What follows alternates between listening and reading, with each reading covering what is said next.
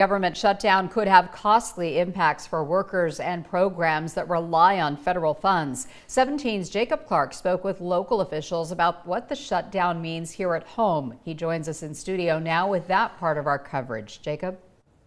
With the shutdown of the government, both state and county officials are preparing for potential closures right here in Kern County.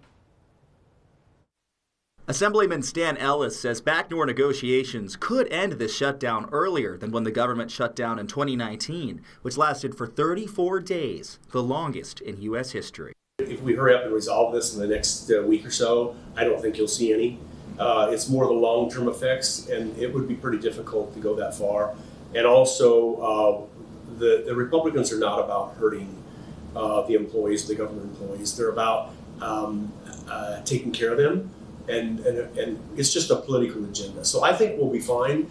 Kern Democratic Chair Christian Romo agrees. He says it's time for Democrats and Republicans to meet in the middle to reopen the government. You know, this is really affecting a lot of people, both in the food banks, in the veterans assistance programs, but really this is all around healthcare. You know, we should all be caring about healthcare of our residents and making sure that either they have the right to have that access to healthcare and it's close to them, and that their healthcare costs are not going up. That should not be a Democrat issue, a Republican issue. It should be an American issue. At the county level, officials are also hoping for the shutdown to be brief. Supervisor Jeff Flores says a standard shutdown shouldn't directly impact most Kern residents, but a longer budget disagreement could.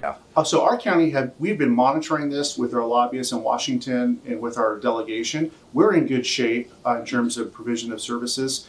However, if this becomes a protracted long-term shutdown, eventually, you know, that could impact CalFresh benefits, food services for our constituents. Beyond food benefits, some of the largest impacts could be felt by our local armed services. The Edwards Air Force Base in East County employs roughly 11,500 people, 75% of which are civilians.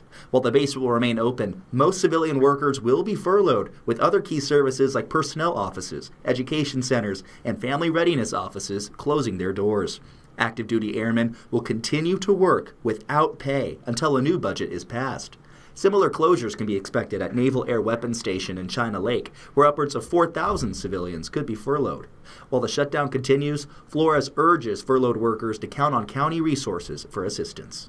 So if they need assistance, you can contact our county DHS for benefit assistance, or the state EDD, Employment Development Department, to see if there's any programs, or our employer training resources here at the county for job assistance and any benefits. You can work with an eligibility worker to see if they might qualify for some short-term assistance.